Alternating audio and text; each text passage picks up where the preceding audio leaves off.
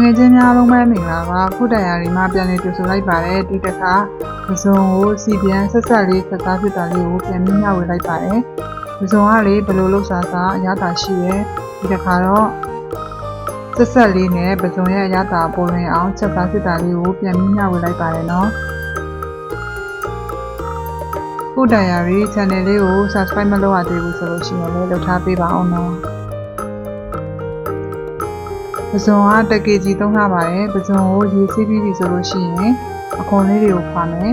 နောက်အခွန်ကိုအရင်ခွာလိုက်ပါမယ်ပြီးလို့ရှိရင်ဒီ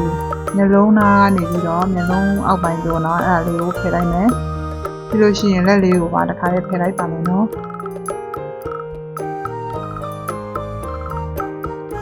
အခွန်ခွာမယ်ပေါ့နော်ဒီအခွန်ခွာရင်းနဲ့နောက်ကအကျော်လေးတွေပါတစ်ခါလေးထုတ်လိုက်မယ်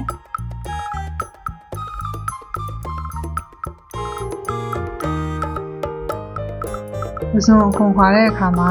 ဒီအမိရအသားလေးတွေပါအောင်လို့အမိအစွန်ကနေပြီးတော့အခွန်လေးကိုဆွဲထုတ်လိုက်ပါမယ်နော်ပြီးနောက်ကအမဲကျိုးကိုပါတစ်ခါလေးထုတ်မယ်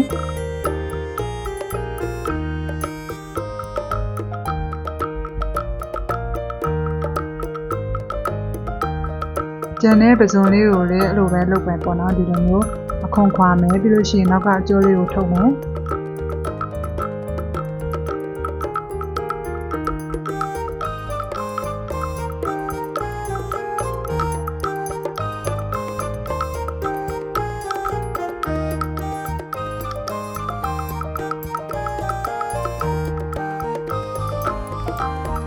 ပစုံလေးတွေအစင်းလေးဖြစ်ပြီဆိုလို့ရှိရင်အရသာနှံ့မယ်ပေါ့နော်စားလက်ဖက်ရည်စွန်းသုံးပုံပေါ့တပေါ့လေစက်သားမုံတော့မဟုတ်ငါးမုံလက်ဖက်ရည်စွန်းသုံးပုံပေါ့တပေါ့ဒါပင်းငယ်ပြားရဲ့အနောက်ပေါ့နော်လက်ဖက်ရည်စွန်းသုံးပုံ2ပုံလောက်ထည့်တယ်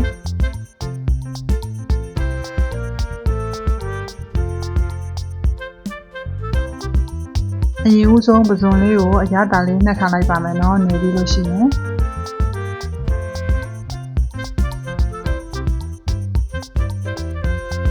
လိုအပ်တဲ့ပစ္စည်းတွေကတော့ဒါကနံမယ်ပေါ့နော်ပြီးလို့ရှိရင်မြုပ်သီးအကြမ်းဖက်2စွန်းရဲ့လက်ဖက်ခမင်းစားသော2စွန်းရဲ့ကြက်သွန်ဖြူရဲ့နံပင်အမြင့်ရဲ့မြုပ်သီးအစိမ့်နဲ့ပေါ့နော်အဲ့ဒါလေးကိုထောင်းထားလိုက်မယ်ပြီးလို့ရှိရင်ကြက်သွန်ဒီကိုကြတော့ပပလေးပြီးမယ်မြုပ်သီးကြတော့မြုပ်သီးအစိမ့်ကိုကြတော့နောက်ဆုံးမှထည့်မှာမို့လို့နောက်ကြမှာချမ်းမယ်နော်ဒါကခုနကထောင်းထားတဲ့အနှစ်လေးပေါ့နော်ပြီးရင်ကြက်သွန်ဒီပပလေးထားတာမယုတ်သည့်အစိမ်းပြီးလို့ရှိရင်ဒါငပိကလက်ဖက်ရည်စွန်း3ပုံ1ပုံလောက်ထည့်မယ်နော်စီရကြတော့4စွန်းထမင်းစားစွန်း4စွန်းလုံးထားပါတယ်အရင်ဦးဆုံးတက်တော်နီပါပါလေးရလေးကို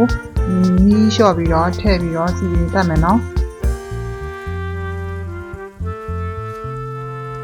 တက်တော်နီနည်းနည်းနွမ်းလာပြီဆိုလို့ရှိရင်ခုနကထောင်းထားတဲ့အနှစ်လေးကိုထည့်ပြီးတော့စီတတ်ပါမယ်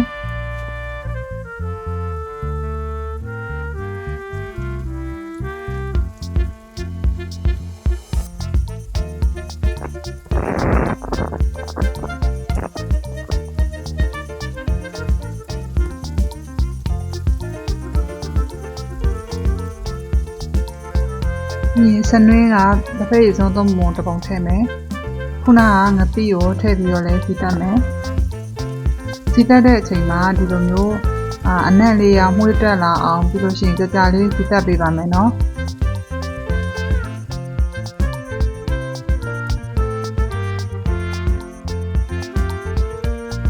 ဒီမျိုးစီတတ်တာအနက်လေးမှုေးလာပြီဆိုလို့ရှိရင်တော့ခုနကအရသာနှက်ထားတဲ့ပစုံလေးတွေကိုထည့်ပြီးတော့စီတက်ပါမယ်နော်ပစုံလေးတွေကိုထည့်ပြီးတော့မှုေးပါမယ်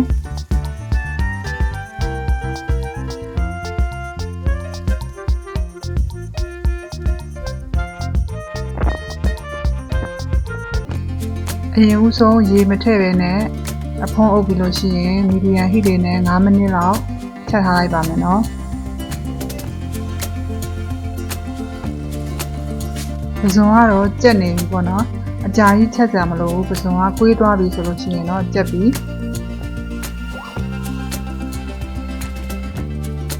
အရေးလေးနည်းနည်းခန်းသွားပြီဆိုလို့ရှိရင်တော့ငရုတ်ပြီးချက်ဟာအစိမ့်ချက်ဟာလေးပေါ့နော်အဲ့ဒါလေးကိုထည့်မယ်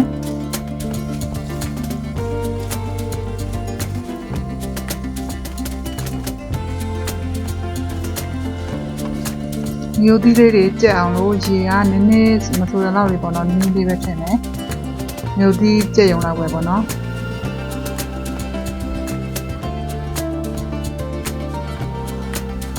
လို့ရှိရင်အရသာလေးမြည်ကြည့်ပါနော်ကိုလိုချင်တဲ့အရသာလေးရပြီဆိုလို့ရှိရင်တော့ရပြီပေါ့နော်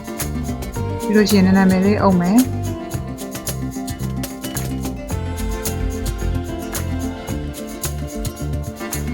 ဒါဆိုလို့ရှိရင်တော့စားလို့ရပါပြီနော်ငွေချင်းတို့အတွက်ဒီဟင်းနေရာလေးကအကျိုးရှိမယ်လို့မျှော်လင့်ပါတယ်နော်Food Diary channel လေးကို subscribe လုပ်ပေးပါအောင်ဒီဗီဒီယိုလေးကိုကြိုက်တယ်ဆိုလို့ရှိရင်လည်း